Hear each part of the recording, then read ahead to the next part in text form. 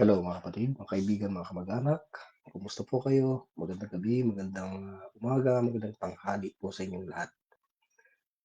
Naway nasa mabuti po yung kalagayan na muli ay nararating nito pong ating ginagawang pag-aaral ng salita ng Diyos, rightly divided. Ngayong linggo mga kapatid ay pag-uusapan po natin ang ating theme na pinamagatang Be not conformed but be transformed. Ito po ay pagpapatuloy o ikalawang serye na po ng ating naunang topic patungkol sa bagay na ito. At sa pagkakataong ito ay babalikan po natin muli ang ating pong text sa Romans chapter 12 verses 1 and 2. I beseech you therefore, brethren, by the mercies of God, that ye present your bodies a living sacrifice, holy, acceptable unto God, which is your reasonable service. Salamat kami po ay nagpapasalamat na muli ay nagkaroon po kami ng pagkakataon upang tunghayan ang inyong mga salita. Ito ay maging kapakipakinabang sa amin ang mga aral na aming tatalakayin at naway magbigay ng kaluguran sa iyo at kasiyahan sa iyo at muli ay makadagdag ng pagpapatibay, kalakasan ng aming panloob na pagkatao. Sa iyo kararangal at kaluluwalhati. Ito ang namin dinadalangin sa pangalan po ng Panginoon Kristo. Amen. Excuse me po. So, sa pagkakataong ito mga kapatid ay ating pong babalikan ang ilang mga mahalagang aral na itinuro po ni Pablo dito sa Book of Romans. Punong-puno po ng katotohanan ang aklat na ito, pundasyon ng ating pananampalataya sa ating Panginoong Kristo. Nakabatay sa mga habag at kaawaan ng Diyos at sa kanyang mayamang biyaya. Sa noong nakaraan ay ating pong tinalakay ang 9 to 11 chapters at kinonsider ang mga katagang mercy or mercies of God sa mga kapitulong yaon. Sa pagkakataong ito ay babalikan po natin ang 1 to 8 chapters, which I believe na ito po ay naglalaman ng mga tinatawag ni Paul na mga kahabagan ng Diyos. So, i-consider po natin ang first 1 to 8 or hanggang 11 chapters, gaya ng ating ginawa na. At dito po natin ibabatay o titingnan, sasangguni ko ano ba itong nilalaman ng mga kahabagan ng Diyos na pinagbatayan ni Paul ng kanyang pakikiusap o pagsusumamo sa ating mga mananampalataya. Babalikan po natin ang chapter 1, subalit wala po tayong time para basahin po natin ito, and I hope mga kapatid na meron po kayong time para bigyang pansin o pag-aralang mabuti, basahin, pagbulay-bulayan ang salita ng Diyos sa inyong mga personal scripture reading. Una sa lahat, sa chapter 1, kung babalik po tayo doon mga kapatid, ay maliwanag na makikita po natin ang issue ng kaligtasan. Sa Romans 1:16 ay binanggit po ni Paul ang gospel of Christ, which is the power of God unto salvation to everyone that believeth, to the Jew first and also to the Greek. So may mahalagang issue tungkol sa kaligtasan, of course, sa buong Romans. Meron po yan at sa unang chapter pa lamang mga kapatid. Ito ay nakabatay sa tinatawag na gospel of Christ. At sa konteksto ng Romans 1:16 to 18 ay nandoon din po yung katwiran ng Diyos, at sa verse 18 is the wrath of God. So yung ating kaligtasan, yung gospel of Christ, which is of course si Christ po ang central person or central character, at yung kanyang ginawa sa krus ay kaligtasan po mula sa puot ng Diyos. So dito po sa Book of Romans ay napopuot ang Diyos sa lahat ng hindi pagkamaka-Diyos, ungodliness and unrighteousness of men. Yan po yung sinabi ng verse 18. At dyan ay inihayag ni Pablo ang first 2,000 years sa human history way back sa Genesis chapter 1 to 11. Nakikita natin na ang tao, even at that time, ay napakasama. Even after the flood, mga kapatid, ng lipunin ng Diyos ang sangkatauhan dahil sa kasamaan nito. At sa Romans 1 at chapter 2 ay may issue na ng judgment of God, na kung saan ang judgment o yung, I should say, yung wrath of God, yung puot ng Diyos ay ipahahayag, ipakikita ng Diyos sa kanyang tinatawag na judgment. So sa Romans chapter 2 ay may ay natipintong paghuhukom ang Diyos. At ang paghuhukom na yan ay sabi nga ng verse 16 is through our Lord Jesus Christ, in the day when God shall judge the secrets of men according to my gospel, by Jesus Christ according to my gospel. No? Kung sisilipin po natin yung chapter na yun, ano? And I would like to read it again dahil pwedeng nagkamali po ako sa pag-quote, mga kapatid. Ano po?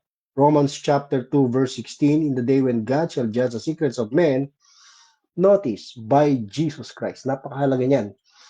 The Savior Himself who died on Calvary and shed His blood, mga kapatid, nilibing at muling nabuhay, ay siya rin ang hahatol.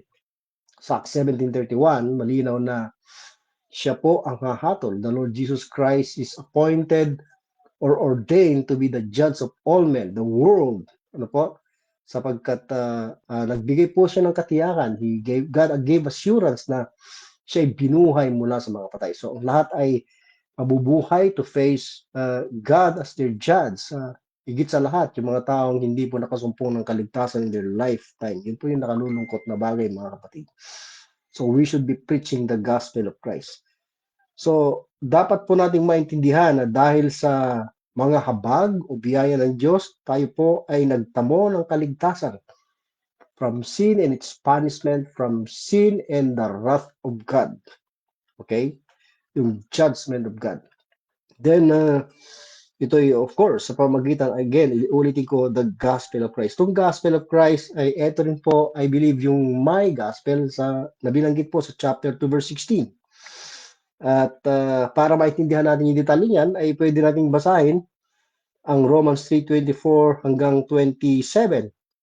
Ito'y tumutukoy sa sakripisyo ng ating Panginoong Cruz sa bundok ng Kalbaryo. Nandiyan yung kanyang death, nandiyan yung kanyang dugo na binanggit sa mga naturang verses. Binanggit din po yan sa Romans chapter 5 verse 6 to 10.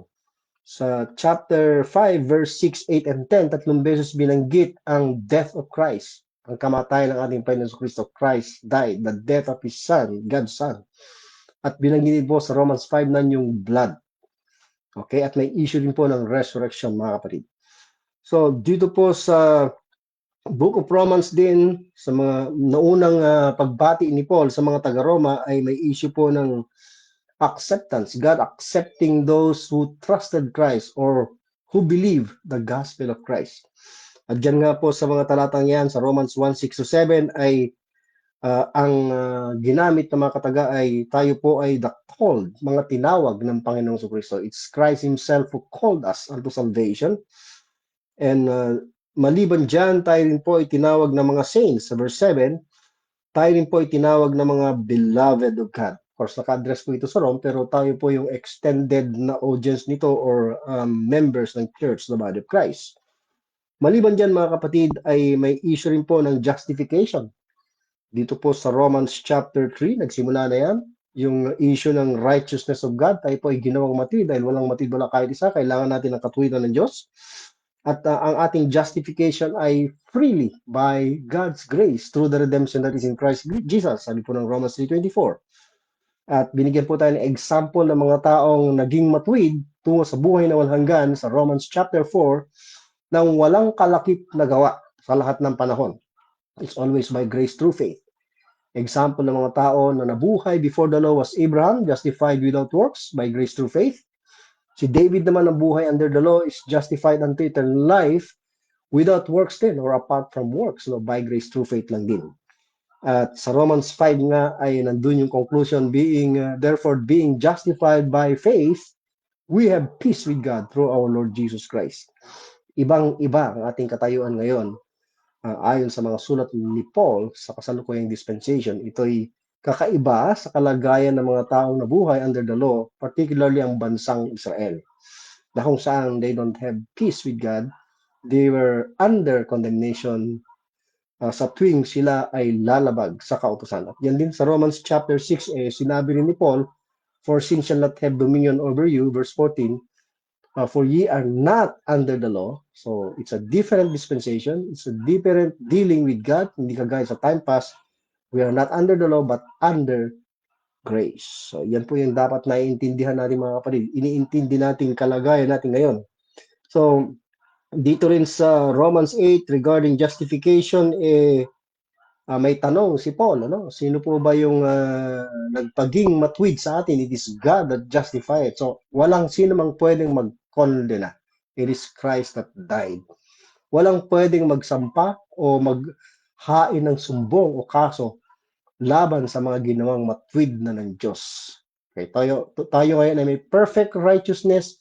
Yung perfect righteousness yan ay it's the righteousness of God, or we could say the righteousness of Christ by the faith of Christ, by His redemption, by His sacrificial work at Calvary, mga kapatid. So dito rin sa Romans, may issue ng redemption, sa Romans 3:24.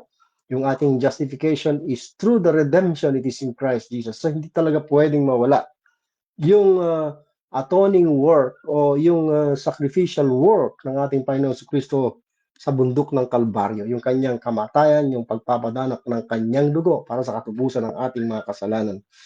At hindi lang redemption from sin and its punishment, no, ang ginawa o na-accomplish ng cross of Christ ng ating Panginoon sa Kristo, hindi pati yung darating na kabulukan o yung nangyayaring kabulukan sa mundo, kalakip ng ating katawan, na kung saan ay nakararanas ng pagkasira, nakararanas ng sakit, nakararanas po ng kamatayan at pagkabulok. Yan po ay normal sa buhay na ito, mga kapatid. We worry about many things in this life, kasama na rin po yung health natin. Wala pong katiyakan, yung kalusugan po natin. Kung mag-iingat man po tayo ay medyo mapapahaba, pero we can do nothing against the course of this life pagdating sa corruption, mga kapatid. We will all get sick, we will all die, and we will go to corruption. But may promise na po ang Diyos na deliverance from the bondage of corruption sa Romans chapter 8. Mapapalitan itong ating katawan, isang katawang hindi na mabubulok at hindi natatabla ng anumang sakit at kamatayan o kabulukan. Yan ay sa pagparito ng ating Panginoon sa Kristo. So what a truth, mga kapatid, no? We have to think about those things dahil marami po tayong problema, marami po tayong worries, stress, depression sa buhay na ito, pera, physical na pangangailangan, sakit at marami pang iba. But we should think about we should think always about these things. Itong mga bagay na ito na tayo po ay mga recipients na ng mga habag o kaawaan ng Diyos, ng mayamang biyaya ng Diyos. Ano po? Hindi po tayo nakakaawa per God's viewpoint, mga kapatid. At dapat yun din po yung viewpoint po natin. Then sa Romans chapter 6 ay tinalakay po dyan, ano? Yung ating pong identification with the death, burial, and resurrection of Christ. Kung maintindihan po natin, ang issue dyan ay kung paano po tayo magtatagumpay laban sa kapangyarihan ng kasalanan. So, dito po sa Book of Romans, yung mismong pinag-uugatan ng kasalanan, yung gumagawa ng kasalanan sa ating buhay ay crucified with Christ. So, identified po tayo dun sa kanyang pagkakapako. We died with Christ. Yung ating mga kasalanan ay pinagdusahan ng Panginoon, pinagbayaran ng Panginoon, yung kamatayan niya naging atin. Yung pagkalibing niya, we were buried with Christ, no? When Christ was buried, literally, we were buried with Him, no? Of course, as identified with Him in that death. At yung kanyang resurrection, mga kapatid, ay identified din po tayo. Yung kanyang, uulitin ko po, crucifixion, atin po yun, naging atin. Yung kanyang kamatayan, naging atin. Yung kanyang pagkalibing, naging atin. Yung kanyang pagkabuhay na muli, ay naging atin. That's why we are now raised up together and made us sit together in the heavenly places in Christ. Ayon sa Ephesians chapter 2, 5, and 6. Ayan, mga kapatid. So, maliban dyan, ano, kung isasama po natin ang Romans 6, chapter 6, chapter 7, at chapter 8 ay sa chapter 6, ang punto ni Pablo dyan ay pinalaya na tayo mula sa kasalanan. Kaya hindi na dapat naghahari ang kasalanan sa ating buhay. So we have to understand and know the doctrine of our identification with Christ. Our identification with Him in His crucifixion, in His death, ulitin ko, burial, and resurrection. Kung hindi po natin naintindihan at na-appreciate yung doctrine na yan, we will never experience deliverance from sin. So sa Romans 6, we are delivered from sin. Sa Romans 7, we are delivered from the law. We are no longer under the law. With its condemnation, the law no longer cannot condemn us. Hindi na po tayo makokondena ng kautusan, mga kapatid. Hindi kagaya in the past, na kapag sila po, ang Israel ay nagkasala because they were under the law, yung mga provisions ng curses, punishments ng law, ay ipapataw ng Diyos sa kanila. But we are not in that dispensation. We are not in that dealing of God. We are under grace. At ang Diyos ngayon ay tinitignan tayo in Christ. So God is looking at us in Christ. So God views us in Christ. So ganun mga kapatid. Kaya wala po tayong condemnation at umiiral pa rin yung mayamang biyaya at awa ng Diyos sa atin kahit na po tayo nagkakamali. Kaya dapat nating maintindihan yan na tayo po ay delivered na from the law and its condemnation, and then sa chapter 8 ng Romans, delivered na tayo or freed na tayo, may freedom na tayo mula sa gawa ng laman. Sa gawa ng laman, lust of the flesh, na kung saan ay pagbabasa tayo ng ilang mga mahalagang bagay. So sa Romans 9-11, gaya ng aking binanggit mga kapatid, ang issue dyan ay yung mercy of God na nakamtan nating mga Gentiles na kung saan dyan sa mga chapters na yan, sa Romans 11:13 particularly ay binanggit ni Paul na nagsasalita siya sa mga Gentiles at siya ay pinakikilala niya ang kanyang sarili na apostle of the Gentiles and magnify mine office, mga kapatid. At yan po yung mga issue ng mga kahabagan ng Diyos kung naintindihan po natin lahat ito. No, marami po yan at napakaganda ng mga detalye niyan. So wala po tayong time para talakayin lahat yan. Pagkatapos ng mahabang talakayan from Romans 1-11, pagdating sa verse 12, no? Having all these truths in mind, okay? The gospel with its blessings, the benefits of the cross of Christ, sabi po ni Paul, I beseech you. Nakikiusap na siya ngayon. Hindi niya sinabing, I demand you. Hindi po niya tayo inuobliga, kundi nakikiusap batay sa mga tinalakay niyang mga kahabagan ng Diyos o biyaya ng Diyos sa atin. So we have to understand who we are in Christ. We have to know, understand, appreciate our perfect position in Christ. What God has made us in Christ. Importante. Dahil sa sakripisyo ng Panginoon Kristo sa Kalbaryo, mga kapatid. So I beseech you therefore, brethren, by the mercies of God, that ye present your bodies a living sacrifice. So dito po, ang hinihingi na po ng Diyos through Paul, at ang pinakikiusap niya ay ihain natin ang ating mga katawan. Now, ito po yung isang apela na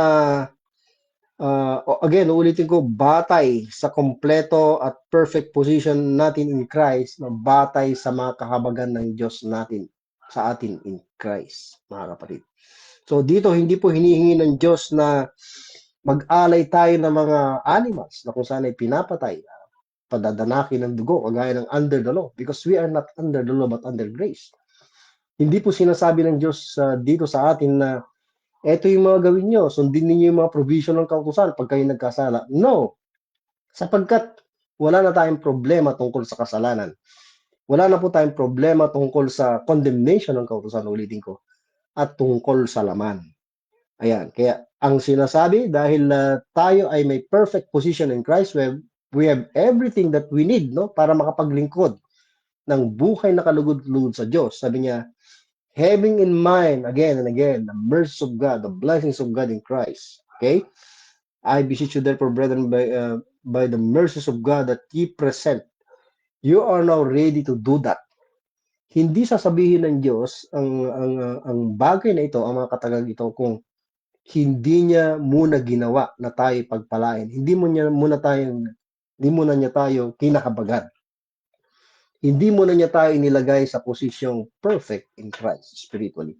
Hindi niya sasabihin yan na present your bodies dahil hindi natin magagawa yan. So, hindi magpapagawa ang Diyos ng isang bagay na hindi mo na ginawa sa atin. Excuse me po.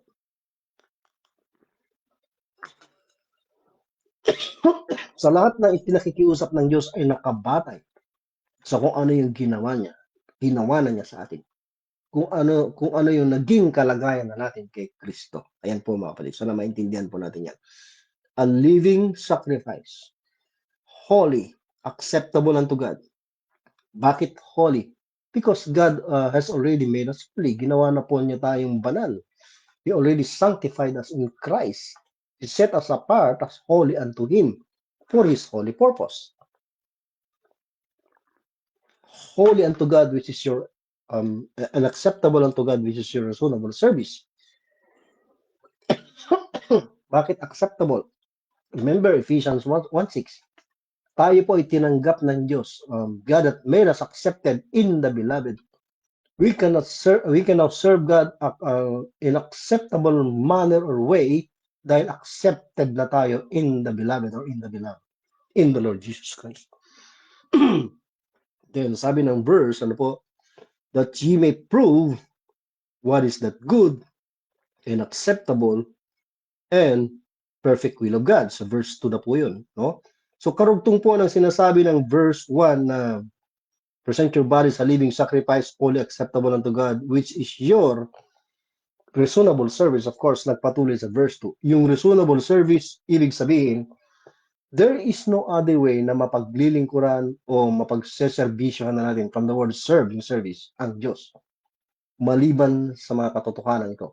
Maliban sa batayang mercy of God or grace of God in Christ. So kung hindi po natin naintindihan yan, we will not be experiencing, we will never have a reasonable service. Pag sinabing reasonable, based upon reason, based upon truths, based upon facts na ginawa ng Diyos sa atin, ulitin ko, in Christ. Apart from that, we cannot have a reasonable service. Hindi po ito religious service. Ito po ay tunay na paglilingkod sa Panginoon at hindi po ito tuwing linggo lang. Okay?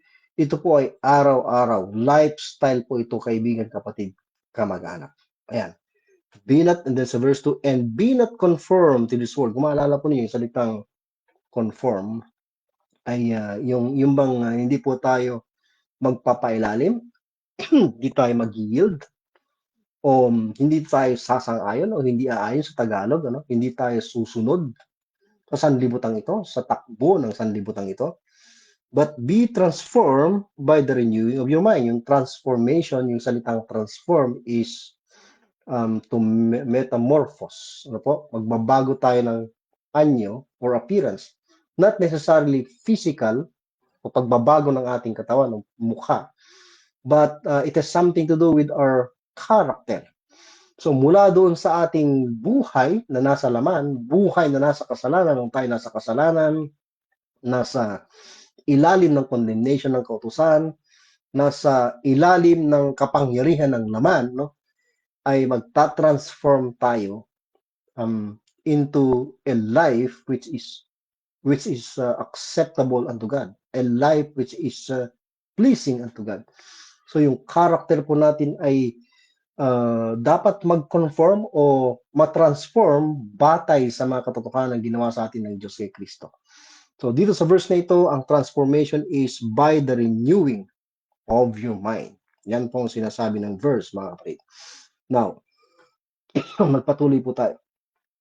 So, importante po na i-note natin na pagkatapos nating alamin, this is just to emphasize, unawain at ma-appreciate at paniwalaan itong mga habag ng Diyos, kahabagan ng Diyos na diniscuss sa mga unang chapter. Ito na po yung pakiusap ni Paul sa atin. Ayan, mga kapatid. So, bakit po sinasabi ng verse 2 na huwag po tayong sumang-ayon sa sanlibutan? Ano po bang ibig sabihin ng conforming to this world? Now, sa Galatians 1:4, sabi ni Paul, ang mundong ito ay evil world. At delivered na po tayo from this present evil world.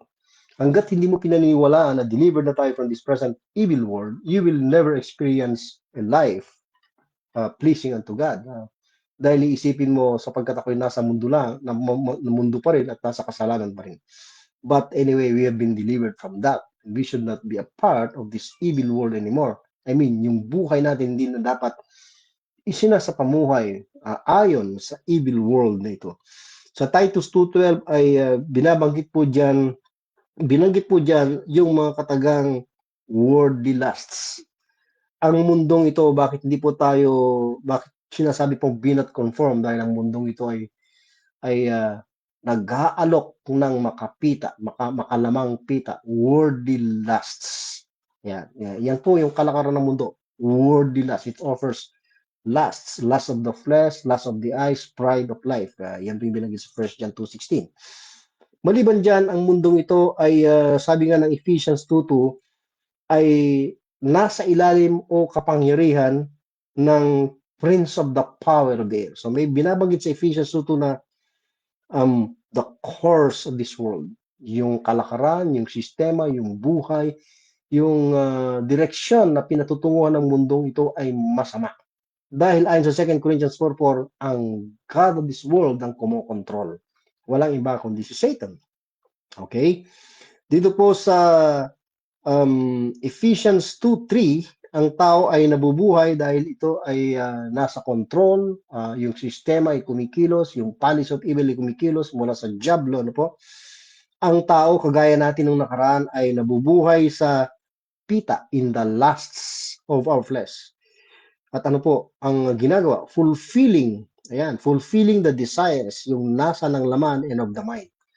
Siyempre, dahil ang isip natin ay masama, makasalanan, yung espiritu natin is dead, not functioning according to God's purpose, ang kasalanan po ang naghahari sa ating buong pagkatao. Yan ay nung dati. Pero hindi ka na ganyan ngayon, kaibigan, kapatid, kamag-anak. Tayo po noon ay dati mga children of wrath. Yan po yung nature natin. But now, you're in Christ, you're no longer like that anymore. You are a new creation, part of the new man in Christ. Sa Galatians 5:19 to 21 ay naka-enumerate po dito yung mga gawa ng laman na siyang tinatangkilik ng mundo. Kaibigan, kapatid. Ano po? Binabanggit po dito yung works of the flesh, which are these: adultery, fornication, uncleanness, lasciviousness, idolatry, witchcraft, hatred, variance, emulations, wrath, strife, seditions, heresies, envyings, murders, drunkenness, revelings, and such like, of the which I tell you before, as I have also told you in time past, that they which do such things shall not inherit the kingdom of God. Yung mga gumagawa nito ay yung mga taong walang inheritance sa kingdom of God. Mga taong unbelievers, mga taong unsaved. Kaya dapat hindi po tayo namumuhay sa ganyang uri ng pamumuhay. Dahil iba na tayo ngayon kay Kristo. Hindi na po tayo identified with Adam, but identified with Christ, God's beloved Son. So dito po, kung iisa-isahin po natin to ay mauubusan po tayo ng time. May ilang bagay lang po. Yung adultery has something to do with yung bang married ang isang tao, may asawa na, ay nakikipagrelasyon pa sa iba. Meron pa silang physical relationship, no? Sa ibang tao maliban sa kanilang asawa, babae man o lalaki yan. Ang fornication naman ay may kaugnayan doon sa relasyon ng isang babae at lalaki na hindi mag-asawa. Sa mundong ito ngayon, no, uso na po yung tinatawag na mga live-in, hindi na po uso ang kasal, wala na po yung tinatawag na sanctity of marriage. Nagsasama ang isang couple at meron na po silang physical contact. Nakalulungkot sabihin, that is not how God designed us to be. Hindi po niya nilikha ang tao as male and female para gumawa ng paglabag sa kanyang kalooban. Ang design po ng Diyos sa isang babae at lalaki gaya ni Adan at ni Eva ay sila po ay magsama, mag-unite as one, at sila po ay ikakasal, something like that. Ano po? Sila po ay dapat magkaroon ng union in marriage at spiritually dapat in Christ. No? Ang design ng Diyos sa marriage ay actually para sa mga mananampalataya. No? Ang mundo, because they are not in Christ, they are in Adam, normal sa kanila, normal course of this life na ang mga tao ngayon kahit may tinatawag na kasalan ay may nagko-commit, nabubuhay pa rin sa adultery, sa fornication. Ayan mga kapatid, yan po yung tinatawag na worldly lust. Nakalulungkot mga kapatid. Kaya kung ikaw ay anak na ng Diyos, dapat po ay layuan po natin itong mga ito. Iwan na po natin yan at mamuhay po tayo batay sa pakiusap sa atin ng Diyos, dahil hindi tayo nilikha ng Diyos na ganyan. God did not design us na mga members ng body of Christ to live according to the worldly lust or according to the course of this world. Nasa ilalim ng prinsipe ng sanlibutan ito, ng diablo mga kapatid. Now, maliban sa sinasabi po ng Word of God na ang mundo ay may worldly lust, kahit sinasabihan po tayo o tinuturuan po tayo na be not conform, no? Kapag magko-conform ang isang tao maliban sa he is fulfilling the desires of the flesh, namumuhay sa worldly lust.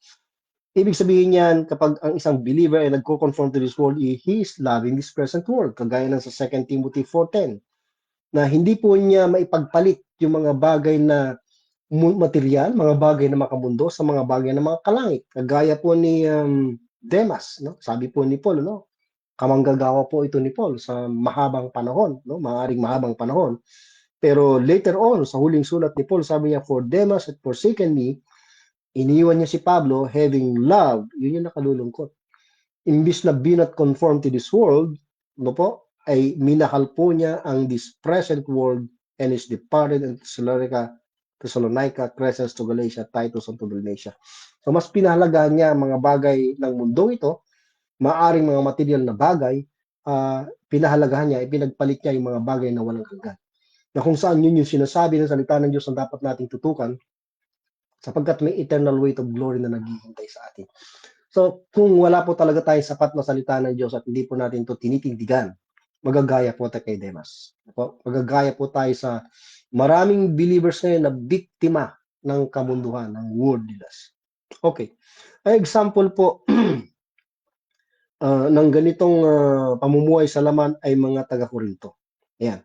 So, maliban na may problema sila sa fulfilling the desires of the flesh, no? May mga issue ng fornication. Diyan po, marami pong issue diyan gawa ng laman sa 1 Corinthians. You will read the book of Corinthians, sinawag sila na carnal. Maliban diyan, ang pamumuhay sa mundo ay pwede ring sabihing namumuhay ka sa ilalim ng impluwensya ng karunungan ng mundo ito. So, kung wala kang pundasyon, matibay na pundasyon sa wisdom of God, na kung saan ay makukuha lang sa salita ng Diyos, no? Ay pwedeng mahatak ka sa wisdom of this world. Sa tinatawag nating pag-aaral ng salita ng Diyos, ano? Hindi natin kailangang sumangguni sa history, hindi natin kailangang sumangguni sa doktrina ng tao o theology, no? Hindi natin kailangang gumamit ng mga theological terms and expressions. Gagamit lang po lamang po tayo ng exact words, exact expressions mula sa salita ng Diyos. Sapagkat kapag tayo po ay lumihis o gumamit na po ng mga words, expressions, and terms na wala sa Word of God, pasok po sa atin yung wisdom of this world. Pag in-entertain po natin ang history, hindi naman po yan tinuturo ng Word of God, ay pasok po yan sa wisdom of this world. Conforming to this world yan. Maliban sa you are fulfilling the desires of your flesh, yung worldly lusts, maliban sa mas minamahal mo yung mga bagay na material, no? Kaysa mga bagay na spiritual, ang conforming to this world din ay yung pagtangkilik mo sa wisdom of this world, sa wisdom of men.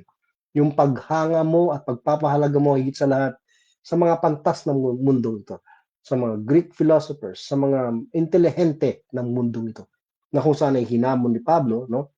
O kaya naman ay may mga salita na binanggit si Paul sa mga taga-Korinto. Gaya na sinabi ko, example ng mga taga-Korinto, hindi lamang sa pamumuhay sa laman, kundi pagmamahal o kaya ipamumuhay sa ilalim ng impluwensya ng wisdom of this world. Halimbawa, sa 1 Corinthians chapter 3, verse 18 to 20, sinasabi ni Paul dito, let no man deceive himself, no? Ito'y pwedeng pasok sa tinatawag na deception.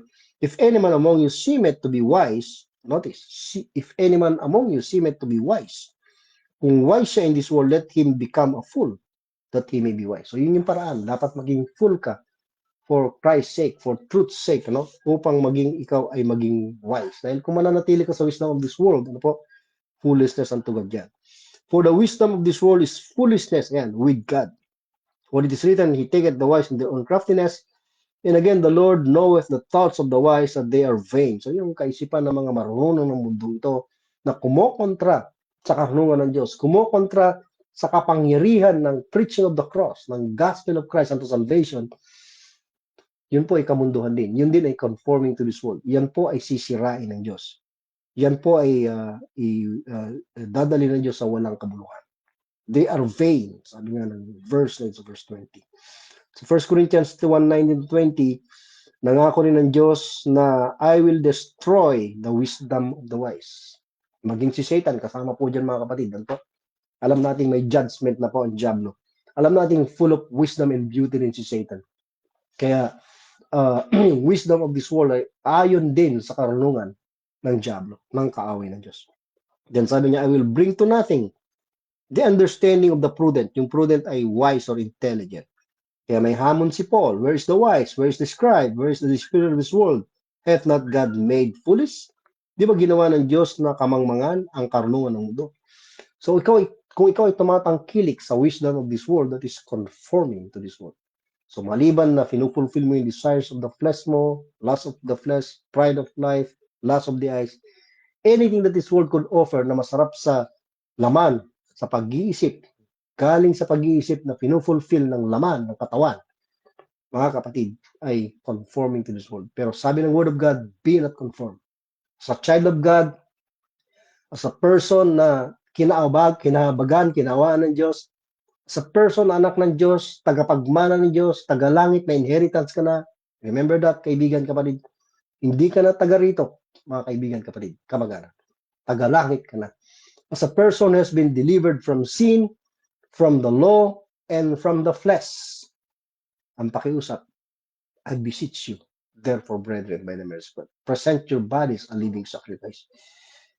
Ang taong may tamang aral, nakakaintindi sa mga bagay nito, ay tiyak na hindi makatatanggi sa pakiusap ng Diyos. Tiyak na magpapasalamat sila sa Diyos dahil isa itong pribilehyo. Isang pagkakataon para luwalhatiin ng Diyos sa buhay mo, sa maikling buhay natin sa mundong ito, kaibigan, kapatid. Kamag-anak. So, be ye transformed. Sa halip na ikaw ay mag-conform, be ye transformed. Ibig sabihin, umayon ka o i-align natin yung ating buhay batay sa kung ano na ang ginawa ng Diyos sa atin in Christ. So, remember, you are now, you have now a new position, may bago ka ng katayuan in Christ. O, ulitin ko po. We are complete in Christ. Sabi nga ng Colossians 2:10. At sinasabi din ng Ephesians, mga kapatid, na isuot na po natin yung ating bagong pagkatao. So, meron na po tayong new man, no? Provided na rin ng Diyos yan, which is renewed in knowledge. Na-renew na po. Yung salitang renew is to make new again. So, hindi lang basta bumalik ka sa original na kalagayan ni Adan at ni Eva, mas higit pa doon, kaibigan, kapatid, no?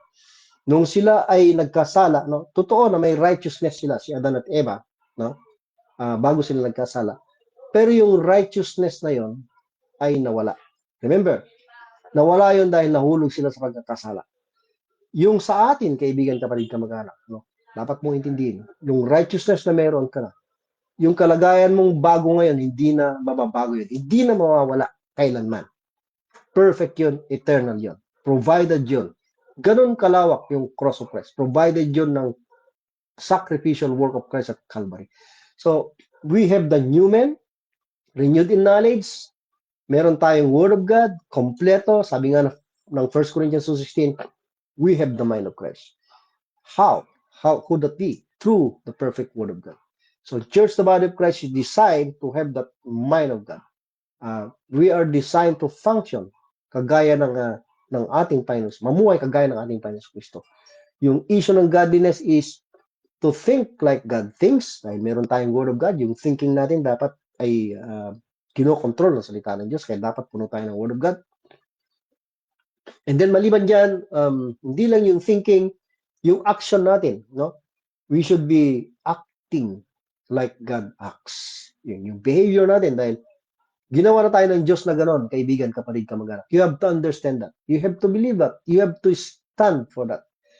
And then, kung ano yung ginagawa ng Diyos, yun din yung gagawin natin. Kung ano yung tinatrabaho ng Diyos ngayong present dispensation, ay yun din po ang tatrabuhin natin. So, yun po ang issue ng pamumuhay ng tinatawag na be transformed by the renewing of your mind. Ang issue diyan ay mamumuhay tayo in godliness. Living who you are in Christ. Living as sanctified in Christ.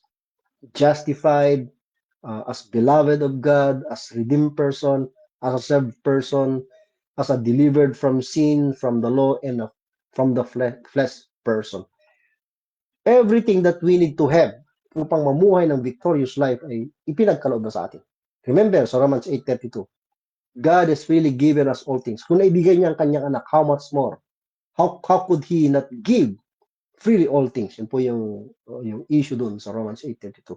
So, ibinigay na po ng Diyos ang lahat ng bagay. Lahat ng bagay na spiritual, of course. Hindi po mga material na bagay yan. So, pinayaman po tayo sa lahat ng bagay. Sabi ng 2 Corinthians 8:9, for you know the grace of our Lord Jesus Christ, that though He was rich, He became poor.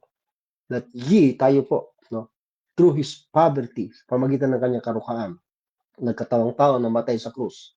He died a shameful death. Ginawa niya yun para lahat para sa atin, upang maging mayaman tayo, upang lahat ng bagay na kailangan natin, not only salvation, justification, redemption, di lahat ng kailangan natin to serve God, no, to honor God, no, para yung buhay natin at paglilingkod ay reasonable, ipinagkaloob lahat, mga kapatid. So we have to understand that we should not be basing our lifestyle, yung ating paglilingkod sa Panginoon, batay sa mga policies ng religion or ng organization. Hindi natin kailangan ng doctrinal statements. Kailangan po natin ng Word of God, kaibigan, kapatid, kamag-anak. So we have to understand that. So wag po tayong titigil, mga kapatid, sa pagsasaliksik. Now, on the other hand, bago po tayo magwakas, dahil wala na po tayong oras, sa kabilang dako, yung isang taong nag-present ng kanyang katawan based upon the mercy of God, no? At i-present yung kanyang body, living sacrifice, holy, acceptable unto God. Ang magmamanifest po sa kanyang buhay ay itong sinasabi ng Galatians 5:20-24. But the fruit of the Spirit is love. Produkto rin po yan ng knowledge of the love of God, na doktrina ng Word of God, joy, peace, long-suffering, gentleness, goodness, faith. Hindi po ito isang bagay na kaya mong gawin kung wala kang sapat na kaalaman sa katotohanan. Hindi ka nag-grow sa knowledge of God's Word, sa biyaya ng Diyos. Meekness, temperance, against such there is no law. Ito'y pamumuhay na sa biyaya. Naturuan ka ng grace of God. Diba sa Titus 2:11, for the grace of God that bringeth salvation, that appeared to all men. So verse 12, teaching, yung grace of God na yun ay teaching in the form of doctrine or teaching. So nasa Word of God yan. So may malaki tayong responsibility. Study, read, understand the Word of God, the Scriptures, rightly divide, particularly yung aral na binigay sa atin ni Paul ngayong dispensation. Sa Galatians rather, I should say, verse 24, and they that are Christ's, tayo ay mga pag-aari na ng Diyos, hindi natin pag-aari ang ating sarili, have crucified the flesh. Remember that. Freed na tayo from the flesh. In-identify mo ang iyong sarili mo doon sa cross. Crucified na yon. Wala nang kapangyarihan, kakayahan yon. Hindi na dapat siyang nasusunod sa iyong buhay. With the affection. Yung affections ay passion, desires, yung drive ng laman. Okay? Okay? And lusts, yung pita ng laman. So, wala pong dahilan, mga kapatid, para mamuhay tayo sa kamunduhan, sa worldly lust. Dahil lahat ng kailangan natin provided na. At lahat ng kapangyarihan, yung ability, no, provided na yan. We have now, uulitin ko, perfect in Christ. We have now the perfect position in Christ. So, sana maunawaan po natin ang ibig sabihin ng Romans 12:1 and 2. Hindi po ito isang bagay na pipilitin mong isa pamuhay without knowing first, o naintindihan, at least may knowledge tayo na tinalakay ni Paul sa first 11 chapters at sa ilang mga sulat ni Paul. Lahat ng yan ay magkakasama upang ma-produce ang isang buhay na kaaya-aya sa paningin ng Diyos. So, pwede nating sabihin, ang issue dito is sanctification in action. Remember, ang issue ng sanctification is ibinukod ka ng Diyos para sa Kanya, para sa Kanyang banal na lingkod. At ang kahilingan niya ngayon, sa ating buhay mag-manifest yan. Yung godliness, yung sanctified life na yan, yung holiness na yan. Ibinigay na po sa atin lahat yan. Provided na po sa atin lahat yan. So nawa ay nakikita po natin ang mga katotohanan ito para hindi po masayang ating buhay. Remember na kung tayo namumuhay batay sa mga katotohanan ito, namumuhay batay sa kalooban ng Diyos, after our position, tugma sa ating position in Christ, tsak po yung ating tatanggaping gantimpala. Tsak po na ang Diyos pagdating na tayo humarap sa Kanya sa judgment seat of Christ, dahil yung ating mga gawa ay susuriin yan, whether it be good or bad. Ito po ay batay sa katotohanan batay po sa ating katayuan kay Kristo yung ating pamumuhay, it will be classified as good. Pero kung salungat, namumuhay po tayo, labag sa ating position in Christ, namumuhay tayo sa kamunduhan, sa ating sariling kalooban, hindi po sa kalooban ng Diyos. Hindi po natin ipinagkaloob, pinresent ang ating katawan gaya ng nararapat na ginawa ng Diyos sa ating in Christ. Manghihinayang po tayo, kaibigan, kapatid, kapatid. Sayang ang ating buhay. Napakaikli ng ating buhay sa mundo ito. So, don't ever use it. Don't allow the world, the sin, the flesh to destroy your life. Okay? To destroy your bright future in eternity, kaibigan, kapatid, kapatid. Kung ikaw ay hindi pa nakatitak sa iyong kaligtasan, kaibigan, kapatid, kamag-anak, hindi pa huli ang lahat. You need Christ in your life. Hindi mo kayang daigin ang kasalanan. Religion is not the answer. Rules and regulations lang yan. You need a Savior. And that is no other than the Lord Jesus Christ. And you have to understand, tapos na po ang ginawa ng Panginoon sakripisyo. Yung kasalanan na pagbayaran na. Hindi lang paid in full yung punishment, yung kasalanan at yung kaparusahan, kundi ang Diyos kayo ay nag-o-offer ng deliverance. Ilalagay ka niya sa kalagayang malaya na mula sa kasalanan. Hindi lang malaya o napalaya ka o naligtas ka mula sa parusa ng kasalanan, provided din yung kaligtasan from the power of sin. Yung kapangyarihan ng kasalanan sa kasalukuyang buhay na ito. Provided by the cross yan. Kailangang maintindihan mo lang ang identity mo in Christ.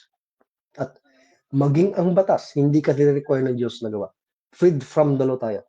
Kung mamumuhay tayo sa grace, ay hindi po tayo ikokondena ng batas. There is now therefore no condemnation to those who are in Christ Jesus. Walk not after the flesh, but after the Spirit. What a grace! What great truths ng mercy of God and grace of God para sa ating ngayon, mga members of Church of Body of Christ. Na maintindihan po natin ito, mga kaibigan, mga mag-anak. Kung ikaw naman po ay anak na ng Diyos, continue to stand for the truth, living for the truth, ano man ang mangyari, ano man ang maging kapalit niyan. Kung yan man ay rejection ng marami sa iyo, kung hindi pagkilala sa iyo bilang isang kabahagi ng tinatawag na organization, hindi po mahalaga yan. Ang mahalaga yung identity mo in Christ. Hindi yung identity natin sa anumang organization. Ang tunay na church ay yung may identity in Christ, hindi sa alinmang organization o Christian organization o religious group sa mundo nito. Maraming salamat po sa inyong matigang pakikinig at pagpasensyahan po ninyo dahil medyo apektado po yung aking health ng panahon. Medyo parang sinisipon at paminsan-minsan ay may ubo. Normal po sa akin to dahil yan po yung aking struggle sa ganitong panahon. Pero I can live with it at salamat sa salita ng Diyos sa kanyang biyaya na umiiral sa ating buhay. Hanggang sa muli, maraming salamat po sa inyong lahat at bago po tayo magbukas, manalangin po tayo. Dakilang Ama, salamat po sa inyong kabutihan at katapatan. Salamat na although in the flesh ay marami po kaming imperfections, subalit we know that in Christ we are perfect. Wala pong kakulangan. Maraming salamat po, Diyos, sa inyong mayamang biyaya. Maraming salamat po sa inyong mga kahabagahan in Christ. Maraming salamat na kami po ay may opportunity to serve you in this short-lived life. Salamat na rin bahagi po kami ng iyong church na ginagamit mo ngayon to manifest God in the flesh, to manifest godliness in this present evil world. Ikaw po ang maluhati sa aming buhay hanggang sa katapusan ng aming buhay. Maraming salamat sa aming mapalad na pag-asa. Sa pangalan po ni Panginoon Kristo. Amen. Hanggang sa muli, maraming salamat po sa inyong lahat. Grace and peace to us all in Christ.